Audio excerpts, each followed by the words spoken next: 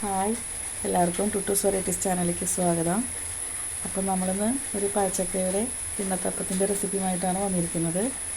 അപ്പോൾ നമുക്കതിലേക്ക് വേണ്ടത് ചക്കയാണ്. ഞാനിപ്പോൾ ഇവിടെ എടുത്തുള്ളത് പഴച്ചക്കയാണ്. ജസ്റ്റ് ഒന്ന് മിക്സിയിലിട്ട് കറക്കി എടുത്തതാണ്.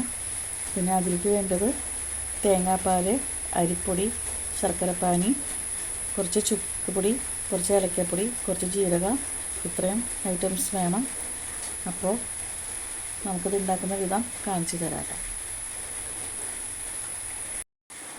ഇനി ഇതിലോട്ട് നമ്മൾ തേങ്ങാപ്പാലാണ് ഒഴിക്കുന്നത്.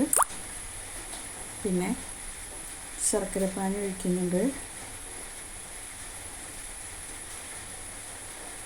പിന്നെ നമ്മൾ പൊടിച്ച് വെച്ച ഏലക്കായ, ചുക്ക്, ജീരകം ഇവ ചേർക്കുന്നുണ്ട്. അതിനുശേഷം നമ്മളിത് ഇളക്കി കൊടുക്കുക. അരിപ്പൊടി ചേർക്കുന്നുണ്ട് കേട്ടോ നമ്മളിത്.